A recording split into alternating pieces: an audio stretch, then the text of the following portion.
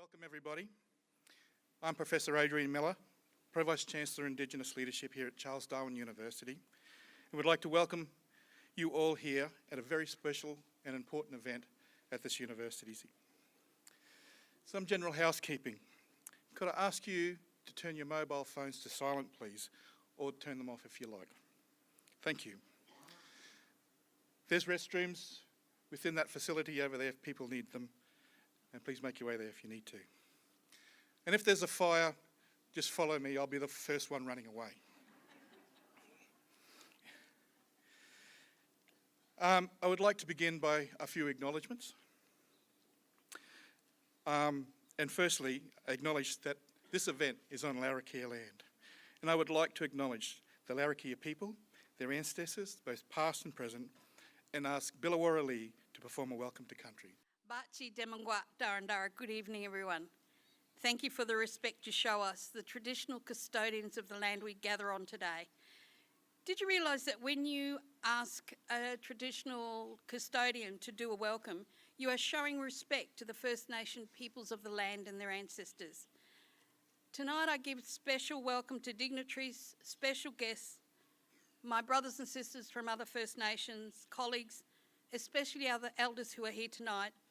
And in the audience I see many beautiful faces of old friends and maybe some new ones. Travelling here this evening, you might have noticed the yellow kapok trees are flowering. This tells us that this is the time for ceremonies and celebrations of life, rebirth and rejuvenation for our people and our country. So our gathering here is quite relevant to this time of year, and I hope you enjoy this evening. I want to welcome home Pat. It's lovely to see you again. It seems a long time ago that we were all growing up at prep camp, but it doesn't matter how long it was, it's always good to see you here. And I hope you have the chance to warm up before you've got to go back to cold Canberra. Aboriginal cultures are the oldest continuous cultures on earth, and one of the most ancient rituals that we have always done is welcoming people to our country. To me, a welcome to country is about acknowledging the past and looking to the future. Spiritually, I'm honouring the presence of my ancestors, whose spiritual energy flows through all creation. And the Larrakia people are the traditional custodians and the land and waters of the Greater Darwin region. And although our boundaries extend up to 50 kilometres inland, we are known as saltwater people. And you know, we've always been very happy to welcome visitors to our land. So it gives me great pleasure to welcome you on behalf of my elders, past and present, to Gwawadaranuki, our land, the land of the Larrakia people. And you are walking on Larrakia land, and when you leave, our message will stay with you. So I hope your stay in my country is a safe and nourishing one, and that the spirits of my ancestors watch over you while you're here. All that I ask in return is that you walk softly on Mother Earth and treat her with love and respect as the Larrakia people do. So thank you. Mama. Thank you very much, Billawara. I'd firstly like to acknowledge our Chancellor, Mr. Neil Belnaves, Vice Chancellor and President, Professor Simon Maddox, Charles Darwin University Senior Executive Members, and members of the Vice Chancellor's Indigenous Advisory Committee. I'd also like to make a special acknowledgement to Emeritus Professor Marianne Binsalek, who's served this university for many, many years, and also like to acknowledge Professor Tom Karma, Chancellor of Canberra University. Welcome Gurindji elders, Dr. Sue Stanton, Kathy Mills, Biddy Wavehill, Jimmy Wavehill, Violet Wadrill, Catherine Sambo, Tammy Vincent, Dylan Miller, and Pauline Ryan. Welcome all Larrakia elders with us here tonight, Lorna Fijo, Elaine Cummings, and other Larrakia people, including Richard Fijo. And a special welcome to the members of the Manning family. A most special welcome to our guest, Ms. Pat Anderson, OA, distinguished guest, ladies and gentlemen. A priority for us at the Office of Indigenous Leadership has been to increase the level of engagement with the wider community. To this end, we host and schedule events in addition to the annual event to demonstrate our commitment to celebrating, acknowledging Indigenous knowledges, academics' achievements, and to commemorate the university dates of the significant Indigenous struggles, like the 1966 Wave Hill Walk-Off. Charles Darwin University, as an institution, plans to strengthen our community engagement through culturally relevant events that allow everyone to interact and value Indigenous peoples and their cultures. To this end, we are extremely proud, again, to host the Vincent Lingiari Memorial Lecture as a part of the celebrations of the Gurindji Freedom Festival Day commemorations, the Wave Hill Walk-Off. It has also been an honour to have worked with the artists from the Kalkarinji, I'm going to mess it up, and our Nanampani Karu, Our Children art exhibition, with special thanks to Penny Smith and the Kalkarinji Arts Centre, and Elisa Duff, who created the beautiful works, which you can view up until September 1st over at the building in blue at the Cafe Gallery. The exhibition is a collection of artwork based on Gurindji stories told to children. Each year we honour those who made the sacrifice, and we ask everyone to make their own way home tonight and reflect on those 200 protesters who continue to strike for 8 long years. Back then, most mainstream Australians believed Gurindji strikers would be easily satisfied by just improving their working conditions. But Gurindji people had a significantly more important agenda, one that ended up making and leaving its mark on Australian history, and were seeking the rightful return, most importantly, of their traditional lands. Charles Darwin University is honoured to have such an esteemed Indigenous advocate with us tonight, a woman whose work has helped and shaped future generations of Australian Indigenous people. I now ask the Vice-Chancellor and President of Charles Darwin University, Professor Simon Maddox, to introduce our special guest. As Vice-Chancellor of Charles Darwin University, I would like to acknowledge this ceremony takes place on Larrakia land, and I acknowledge and pay my respects to their elders, past and present, and thank you, Billawara, for that very warm welcome to country. I particularly acknowledge Larrakia elders here tonight. I also acknowledge Gurindji elders, and I extend my respects to all of Australia's First Nations people present here tonight and their elders, past, present and future. I also want to acknowledge the Northern Territory's Education Minister, Eva Lawler, who was, I know, planning to be here this evening, Chancellor Neil Balnaves, AO, Emeritus Professor Mary-Ann Bin-Selek, and it's a particular personal pleasure for me to acknowledge the presence here tonight of Professor Tom Calmer, AO, Konarakan Elder, Chancellor of the University of Canberra, and most importantly, distinguished recipient of an honorary doctorate from Charles Darwin University too. CDU operates on the country of many strong Aboriginal nations. Our main campus here, of course, is located on the lands of the Larrakia Nation. Our other campuses are built on the lands of the Jawan, the Waterman, the Dargaman of Catherine, the Warramungu of Tennant Creek, the Aranda of Alice Springs, and our interstate campuses on the lands of the Gadigal people of the Greater Eora Nation of Sydney and the Kulin Nation of Melbourne and the Kaurna people of Adelaide. I'm also mindful that CDU has a footprint on the lands of many other nations of Aboriginal custodians, including the Konarakan people of Batchelor and Adelaide River, the Yolngu of North East Arnhem Land and the Tiwi.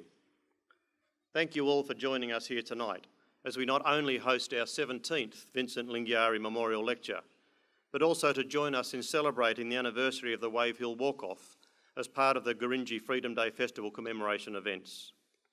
It is important that we all take a few moments to reflect, as Adrian has encouraged us to do, on the famous walk-off of Gurindji people from Wave Hill Station in August 1966, in protest over poor pay and conditions, which saw over 200 protesters establish a settlement at Wattie Creek, otherwise known as Dargaragu, and to continue their strike for 8 long years.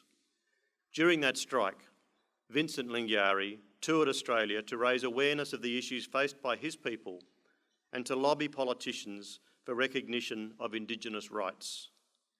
The coming to power of the Whitlam government in 1972 on a platform that promised to legislate for land rights brought new hope to the Gurindji and no doubt to many other First Nations. In 1975, the government finally negotiated a deal to return part of their traditional lands to the Gurindji people. The original Wave Hill lease was surrendered and 2 new leases were issued, one to the Vesties and one to the Murramula Gurindji Company. The Gurindji lease of about 3,300 square kilometres included important sacred sites. On the 16th of August 1975, Prime Minister Gough Whitlam travelled to Daguragu and presented the deeds of Vincent Lingiari and famously poured sand into his hands to symbolise the return of country. It was a particular honour for me to be taken to Daguragu last year by Wendy Ludwig and to visit that site to pay my respects to the work and leadership of Vincent Lingiari and his countrymen and women at that iconic site. The Gurindji campaign was an important influence on the passing of the Aboriginal Land Rights Act, Northern Territory, 1976. I am also mindful that Australia, as a nation, again stands on the cusp of demand for great political change. The momentous Uluru Statement from the Heart, delivered only a few months ago, petitioned a preference for substance over symbolism, and hopefully will see the push for constitutional reform, treaties and recognition for Indigenous peoples at last. Many of us here were privileged to hear directly from some of the delegates at a panel discussion hosted by CDU at the Gamelang Festival earlier this year, where they recounted the robust discussions from the 3-day summit that led to this historic statement. The Uluru Statement followed 6 months of regional dialogues across Australia, and to quote Noel Pearson from a recent article, veteran health leader Pat Anderson and leading law professor Megan Davis shouldered the excruciating burdens of the process. These women carried this whole process in an indomitable search for reform opportunity for the sake of our country. And I was privileged to hear the acknowledgements of Pat and Megan reinforced by many 2 weeks ago at Gama. On such a significant occasion as tonight, I take this opportunity to pledge my ongoing commitment to Charles Darwin University's vision for reconciliation and its work to become a recognised leader in tertiary education.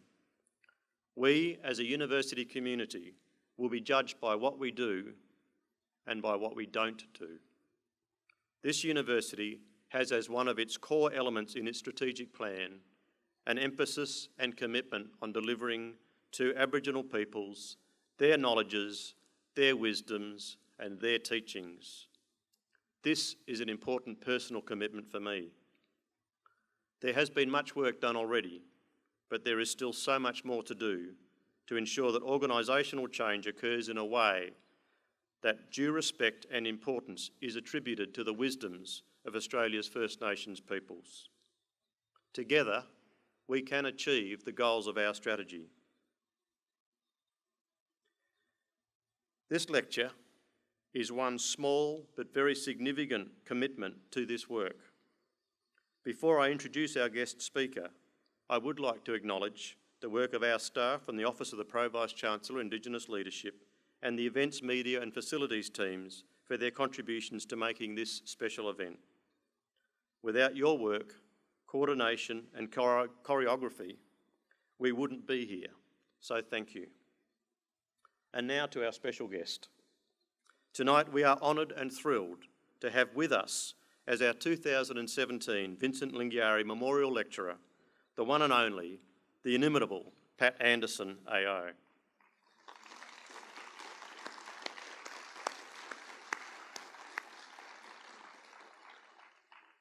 An Aliara woman, chair of the Lowicha Institute, co-chair of the Prime Minister's former Referendum Council, Pat is recognised nationally and internationally for her leadership and campaigning to advance the rights of Aboriginal and Torres Strait Islander people in education, health, early childhood development and violence against women and children. Pat has been a member of many boards, including the Advisory Board for the Menzies School of Health Research and the International Advisory Board for Flinders University. She previously was the CEO of Danila Badilba Health Service here in Darwin and has chaired many organisations including the National Aboriginal Community Controlled Health Organisation, the Aboriginal Medical Services Alliance of the Northern Territory, and the Cooperative Research Centre for Aboriginal Health. Pat also co-authored the Little Children Are Sacred report, a nationally significant report on the abuse of Aboriginal children in the Northern Territory, released 10 years ago this year on the 15th of June 2007. In 2014, she was appointed an Officer of the Order of Australia for distinguished service to the Indigenous community as a social justice advocate, particularly through promoting improved health, educational and protection outcomes for children. Pat was awarded the Public Health Association of Australia's Sydney Sachs Public Health Medal in recognition of her achievements, and she was awarded the Human Rights Community Individual Award, the Tony Fitzgerald Memorial Award. She was also awarded the 2016 Human Rights Medal. There is so much more I could highlight about this amazing woman, but you aren't here to listen to me. It's time to listen to her.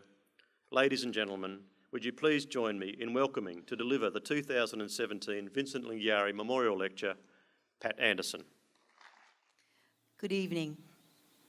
There's so many of you here in the audience that I've known all of my life. You know, this is very daunting to come home to one's country and have to sort of speak. So I'm feeling very anxious about this evening. First of all, though, and there are lots of Larrakia people, once again, people I've grown up with and known all my life. You know, the Quolls, the Fijos, there's a whole lot of people here. I'd like to acknowledge and pay respects to the Larrakia people, the traditional custodians of the lands on which we meet today, and pay my respects to their ancestors, past, present, and indeed, even into the future. There are heaps of Gurindji people here who I've also grown up with.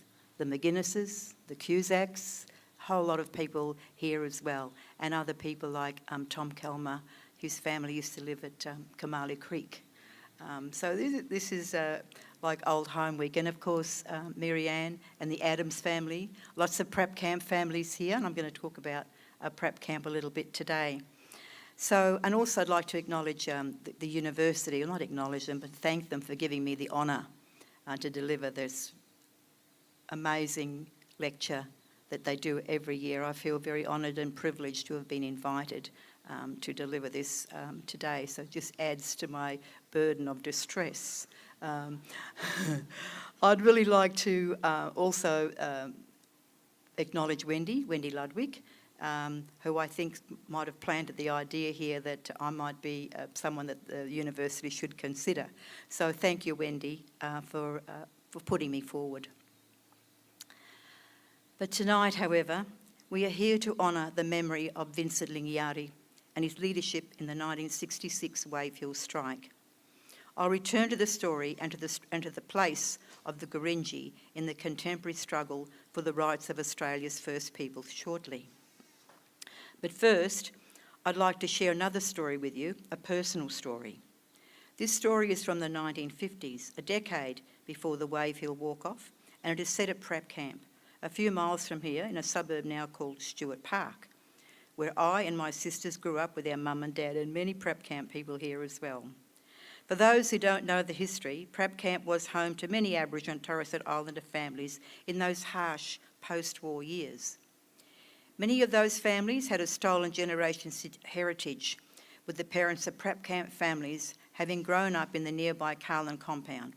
Kids rounded up from all over the Northern Territory and incarcerated here in Darwin. My mother, and many mothers here, was one of those taken as a young girl sometime in the 1930s by white men on horseback from the Alyara family northeast of Alice Springs. She was brought here to the compound, 1,500 kilometres away.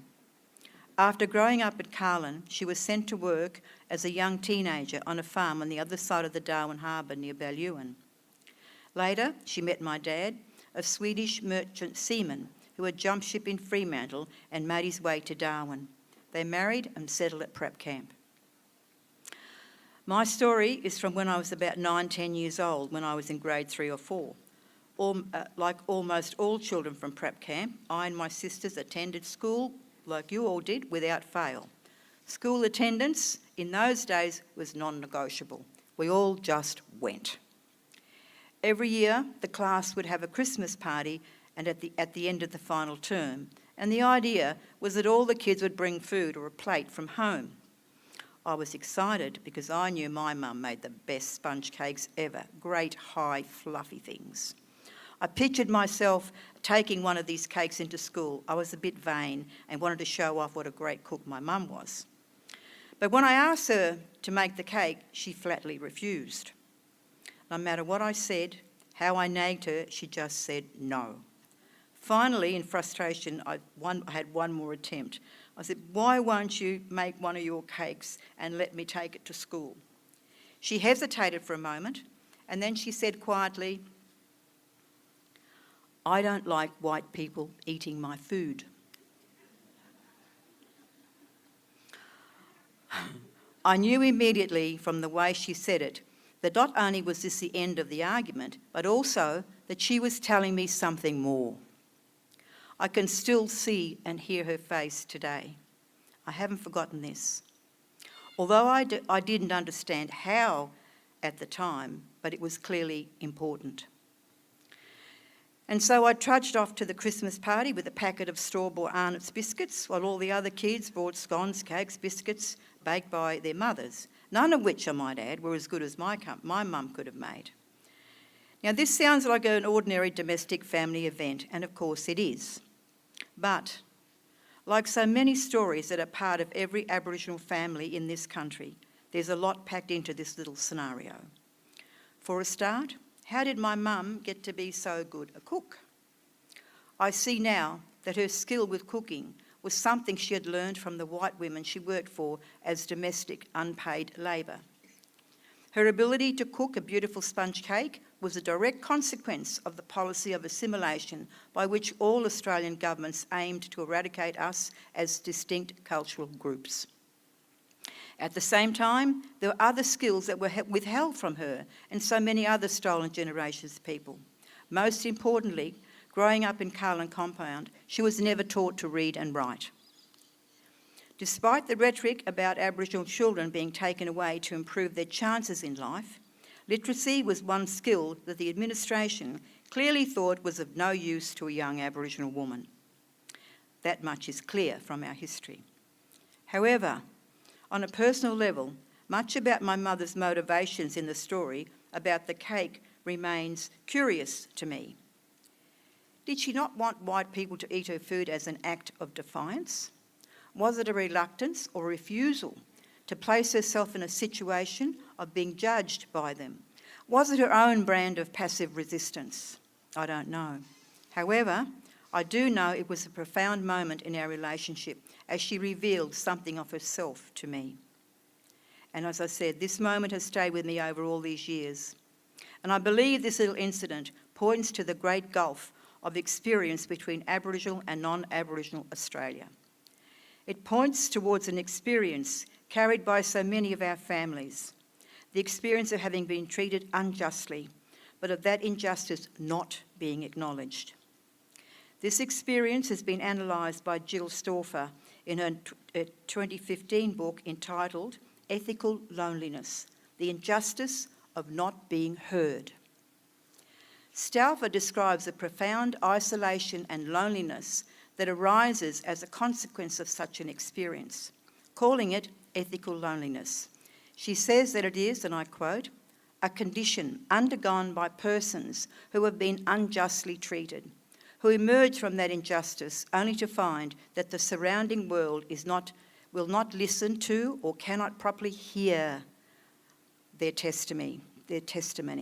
Ethical loneliness is the experience of having been abandoned by humanity, compounded by the experience of not being heard. There is something of this ethical loneliness in my mother's experience, and even in the story of the cake she would not make. I believe that experience is common to many, if not all, Aboriginal and Torres Strait Islander families.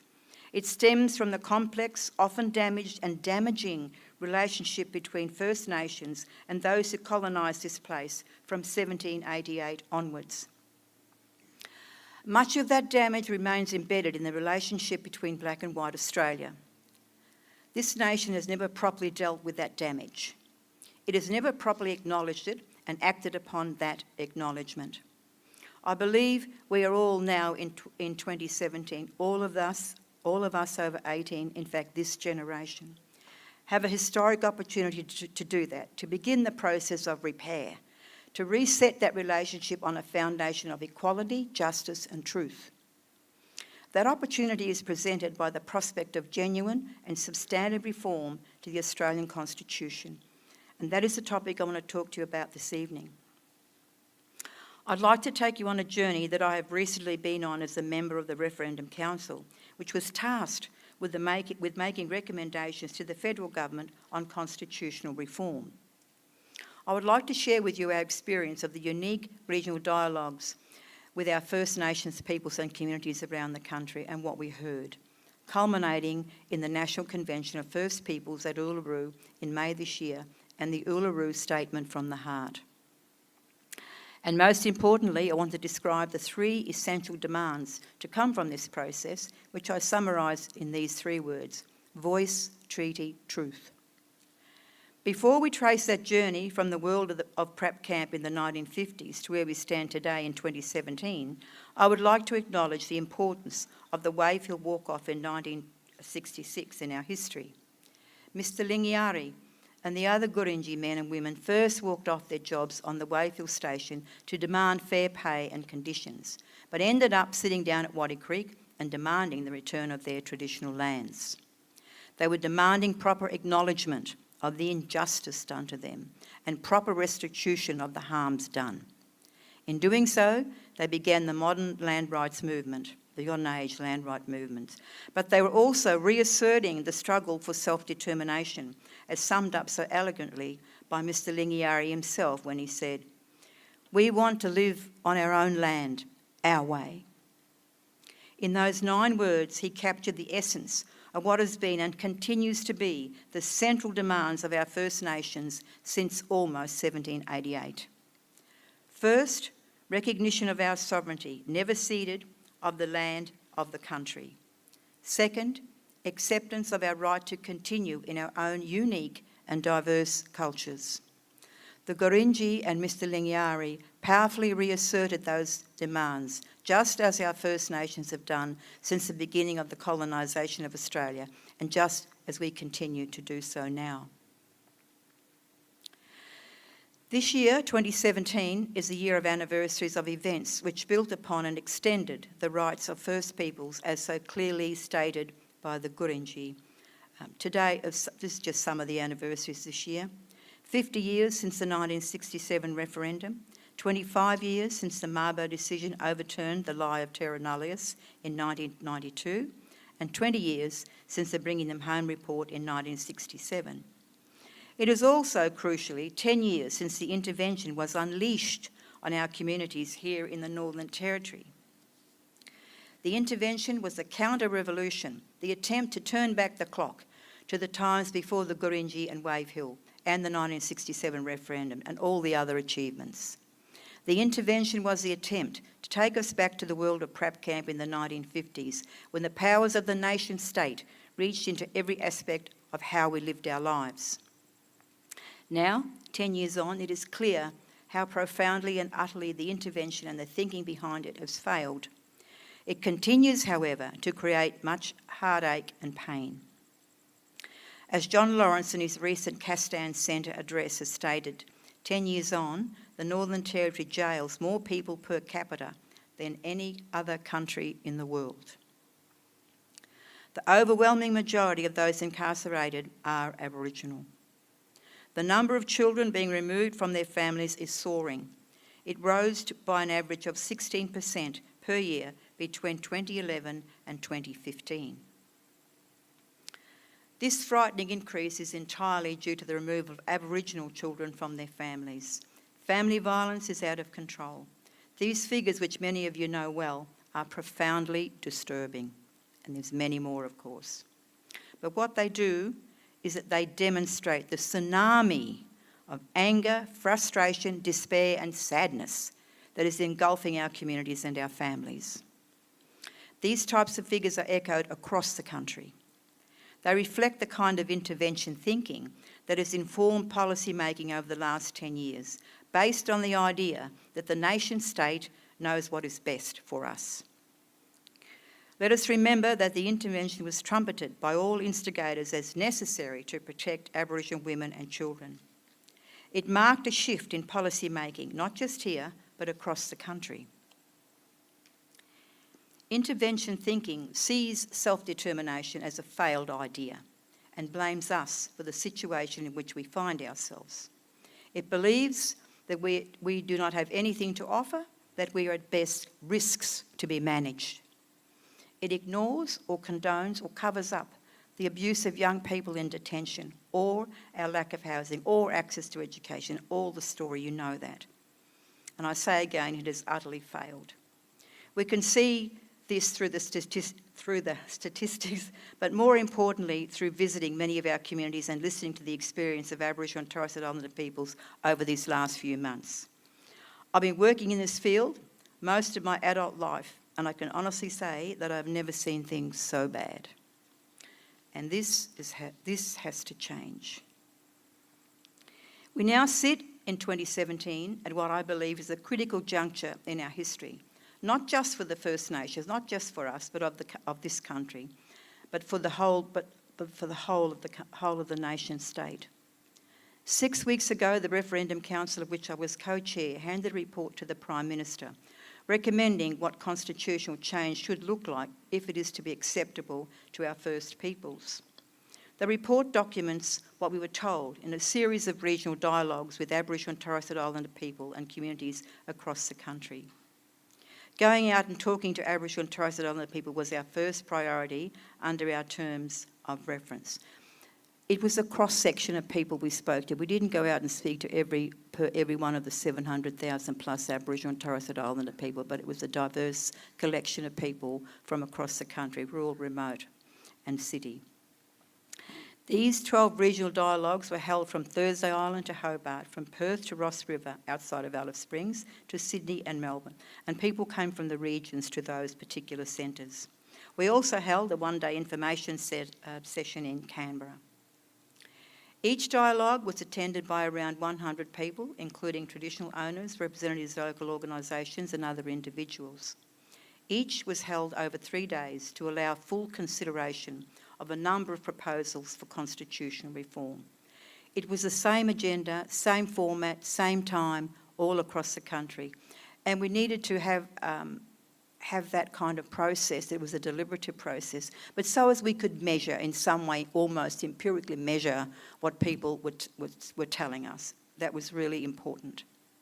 The reforms that each dialogue considered had been inherited by the Referendum Council from the work of the expert panel on the recognition of Aboriginal and Torres Strait Islander peoples in the Constitution, co-chaired by now Senator Patrick Dodson, he wasn't then, and Mark Liebler, co-chair with me on this, on the Referendum Council, and the Joint Select Committee on Constitutional Recognition of Aboriginal and Torres Strait Islander peoples, co-chaired by Senators Ken Wyatt and our own Nova Peris.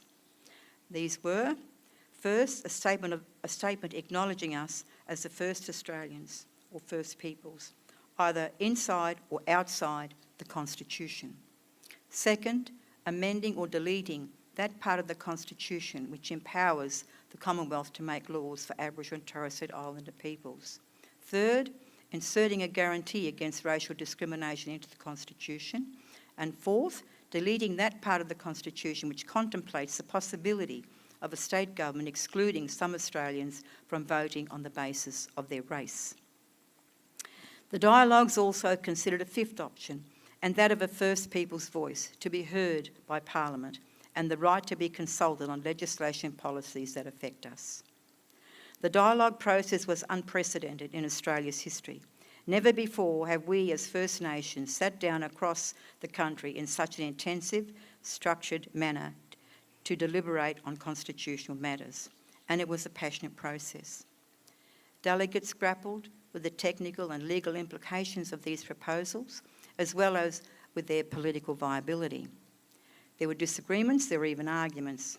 How could it be otherwise when 1,200 people from all the diversity of our nations were brought together to talk about matters so closely connected with the experiences and history of their families, clans and communities? But there was also an extraordinary level of agreement on some matters. When delegates from the dialogues assembled at Uluru in May this year, the exhaustive deliberations and informed participation through the regional dialogues led to a broad consensus as articulated in the Uluru Statement from the Heart, which was adopted by the Convention. Specifically, Australia's First Peoples overwhelmingly rejected any purely symbolic changes to the Constitution, such as through a statement of recognition. There were two reasons behind the rejection of this narrow model of constitutional recognition. First, there was a concern that formal recognition in the Constitution might interfere or say something about our sovereignty, and all dialogues were steadfast in asserting the fact that we as First Nations had never ever ceded our sovereignty. In reasserting the fact of sovereignty, the delegates echoed the conclusions of the expert panel on constitutional recognition of Aboriginal and Torres Strait Islander peoples 5 years ago, which stated that, and I'm quoting, "The occupation of the country proceeded on the fiction of terra nullius. It follows that ultimately the basis of settlement in Australia is, and always has been, the exertion of force by and on behalf of the British Crown. No one asked permission to settle, no one consented, no one ceded.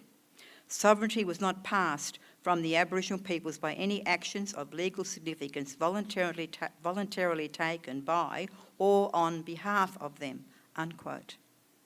Second, and more simply, participants at the dialogues and at Uluru simply did not trust the likely process for drafting a constitutional statement of recognition.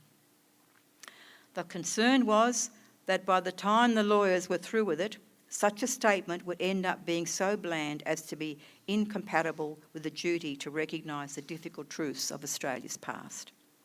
Instead, our mob wanted substantive change, structural reform for their communities on the ground.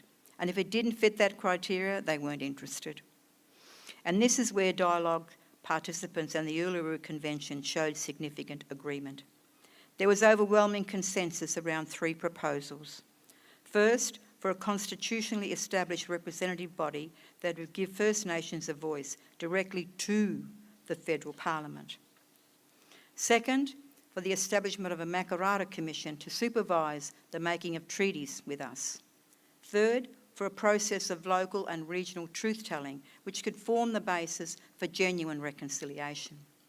These three things, voice, treaty, truth, were the key consensus demands that arose from the dialogues and were captured in the Uluru Statement from the Heart, and also form the core of the Referendum Council's report.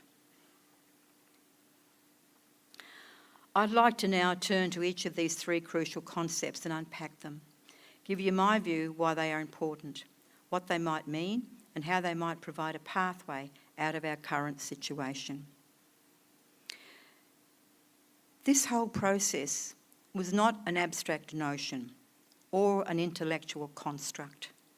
Changing the Constitution, many of us believe, is the only place left for us to go. We have all sat on committees, we have set up our own organisations, we have changed national policy agendas, but still we haven't been able to achieve the substantive change demanded by our communities. Marcia Langton just said recently at Gama, she said that we're Royal Commissioned out, we're panelled out, we're committee out, that's enough. We still have to rely on other people, we still rely on other people's goodwill, and that's been the basis of the relationship, and that's not good enough anymore, and we need more than that. We need once and for all for our sovereignty to be recognised and our voices to be heard. The recommendation for substantive constitutional change was for the establishment of a representative body that gives Aboriginal and Torres Strait Islander First Nations a voice to the Commonwealth Parliament. We believe, following the consensus at Uluru, that this is the only constitutional reform which would accord with the wishes of Aboriginal and Torres Strait Islander peoples. And why is this so important? Establishing such a body in the Constitution has both substantive and symbolic value. Symbolically, it recognises the unique place of First Peoples in Australian history and in contemporary Australian society. It formally acknowledges our place here. In asking Australians to vote yes to such a proposal, we will be asking us all to reflect on who we are, on what values and principles we hold dearest. It would establish a significant national narrative about working together, about a genuine two-way conversation. But such a body will also provide substantive benefits. A constitutionally entrenched voice to Parliament could address Australia's poor history of consultation, or none at all, with our First Peoples by governments. All too often we have been excluded from the key decisions that are made about our lives. The intervention itself is a key example, designed over 3 days in some offices in Canberra by people who took little account of the evidence, had no understanding of the realities of our lives here, and most significantly, didn't talk to any of us. They just did it. The voice to Parliament would ensure we have input at the highest level into the policy making that affects us. It could play a valuable monitoring role. Properly resourced, it could hold government to account, regularly reviewing and reporting on the implementation of recommendations from the host of inquiries and reports from the Royal Commission into Aboriginal Deaths in Custody right up to now and beyond. It could also monitor the use of the Constitution's race power or attempts to suspend racial discrimination legislation, as they did here, so that measures like the intervention could be properly scrutinised before their implementation. Embedding the establishment of a voice to the Parliament in the Constitution is vital because the body's existence would not then be at the whim of whichever government was in power in Canberra. And I know many of you here, I mean, every time there's a change, not only a change of government, but a head of a government department or a new minister, we have to all troop to Canberra and justify our existence over and over and over again. This body would be a permanent and enduring feature of the nation's body politic. It could only be abolished by going back to you, the people, in a new referendum. All of our organisations have disappeared over the years at the stroke of a minister's pen, as they did with ATSIC, and we all know about ATSIC, but they were NAC, anything that we had, some minister would decide, no, I'm not going to have that mob anymore, and sign a document, and then it's gone. This time they're going to go to referendum, if we have it, if you vote yes. And finally, at last, we'd at last be in the main building, not in the demountable somewhere out the back. Of course, the details of how to establish such a body would need to be carefully negotiated with Parliament once its establishment was agreed through referendum. My vision, and that of many people we spoke to during the dialogues and at Uluru, is for a body that would include representations from all the diversity of First Nations across Australia. Each of the First Nations, that would be the voice. It would be a place for dialogue, a meeting place for us and with us. And in my opinion, it is this diversity that would enrich the body politic. After 65,000 years or more on this continent, with all our different languages, histories and cultures, I think we would have something powerful and unique to offer the nation state through such a body. Let me turn to the second proposal to come from the dialogues and from Uluru Treaty. You know, Australia is one of the few liberal democracies in the world which still does not have a treaty or treaties or some kind of formal acknowledgement or arrangement with its Indigenous minorities. It is something we have demanded since at least the mid-19th century.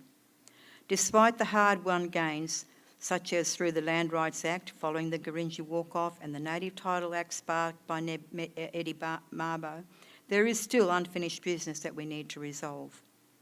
We use the word makarrata to describe this process of agreement or treaty making. Makarrata is the process that guides the Yulngu Nation of northeast Arnhem Land through difficult disputes, and its workings have been recently described by Galarrwuy Yunupingu in this way, I quote, "Each party, led by their elders, must speak carefully and calmly about the dispute. They must put the facts on the table and air their grievances. The leaders must always seek a full understanding of the dispute, what lies behind it, who is responsible, what each party wants, and all things that are normal to peacemaking efforts. When that understanding is arrived at, then a settlement can be agreed upon." Unquote. Following the Uluru Statement, This means the establishment of a Makarrata Commission to set up a national framework and principles for negotiating treaties and maybe even a possible national document. A treaty is a pathway to the recognition of our sovereignty and to the achievement of self-determination. It is an agreement between equals, a known concept in this country. Such treaties could be regional or statewide, and it would be the Makarrata Commission's job to provide a national framework for and supervise these two-way processes. Critically, treaties are inseparable from the third demand from the dialogues and Uluru, truth. You cannot make a lasting and effective agreement unless you have a shared, truthful understanding of the nature of the dispute, of the history, and of how we got to where we stand. The true story of colonisation must be told, must be heard, must be acknowledged, because this is still not the case. This is probably difficult and painful territory for us as well as for mainstream Australia. And it can be hard to hear. As Jill Stauffer says in her book, Ethical Loneliness, that I quoted from at the beginning of tonight, I quote, "Responding well to others, especially survivors of wrongdoing, may require that we open ourselves of hearing something other than what we expect or what we want to hear." Unquote. But hearing this history is necessary before we can come to some true reconciliation, some genuine healing on both sides. I was reminded of this last month when I read media stories about an online digital map of more than 150 massacres developed by Professor Lyndell Ryan at the University of Newcastle. Through meticulous examination of the records, the map seeks to provide the evidence for those who still question whether massacres happened. Professor Ryan has started documenting these facts for the eastern coast of Australia, but plans to extend this to the rest of the country. 150 so far. Now, this is important work, but I question how it is we have to wait until 2017 for this. Why is this not part of the national conversation? Why don't you all know it? Our communities know about the massacres. Our families know about the children being forcibly removed. It seems that there is a need for many in mainstream Australia to pretend that all this didn't happen and that it's all just part of the black armband view of history, made up to make you feel guilty. One of the most moving episodes in the regional dialogues for me personally came at Ross River near Alice Springs.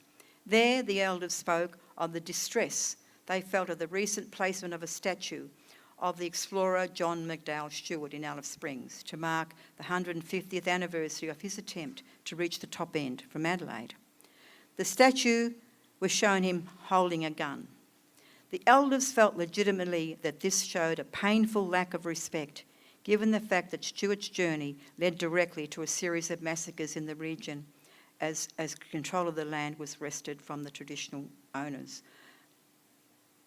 Family members still alive in Alice Springs and know these stories really well.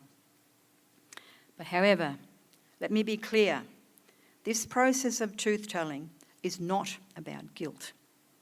You know, guilt is such a debilitating emotion and stops us from moving, or it prevents us from doing anything. Oh my God, I feel so guilty. What I'm talking about is about respect and acknowledgement.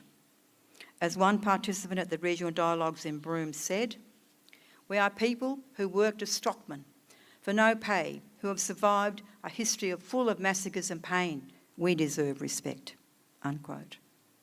And of course, this is not just the history of First Peoples, it is a history of all of us, of all Australia, and we all need to own it. Then we can move forward together. The dialogues opted for the development of a declaration of recognition, and this declaration be drafted and it sit outside the Constitution. And it was so it would be free to articulate this difficult shared history. It could provide a unifying statement about the three waves of people who make up the Australian story. Our ancient First Peoples, us, 65,000 years plus. Those who came in 1788 and after, and those people who have come from out of Europe and Asia and who continue to try to come to us today, or try to, often fleeing persecution and seeking a better life. So there's three waves of people who make up Australian society today. So this is where we stand in 2017. The unprecedented process of deliberation by Australia's First Peoples through the regional dialogues and at Uluru led to the formulation of three clear demands: voice, treaty, truth. Some commentators and others have expressed concern that these are new proposals, the examination of which will need yet more processes to consider. I respectfully disagree. None of these issues are new, in fact. We've been talking about these things for a long time. Other commentators believe that these are impractical left-field proposals. Again, I respectfully disagree. I believe these changes are challenging but achievable and are proportionate to the level of distress, anger and powerlessness being felt by our communities. You know, in the international landscape, what we're asking for is in fact modest, even conservative. It's nothing compared to what happens in other colonised countries around the world of this status. Many of our First Nations communities and families are plagued by a myriad of challenges, including poverty, suicide, youth detention, family breakdown, and all kinds of health problems. But worse, in my view, than any of this is that too many of us feel hopeless. To reverse this and to take our rightful place in this country, we need to create new places, new ways by which we can speak and get things done to deal with our complicated 21st century lives. At the same time, we will strongly and even fiercely guard who we are and our right to be different.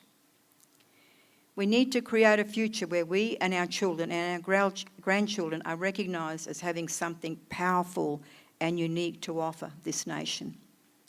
And this needs to happen now, and not just for us as First Nations. This is about the social and emotional well-being of the country as a whole. It is a time of reflection, a time for all Australians to consider what kind of society we are today, what are our values and our principles. Surely we're not the same people as we were in 1901 when the Constitution was drawn up. Surely not. Eventually, we will have to sit down together, black and white, in this nation and deal with this relationship, deal with this history.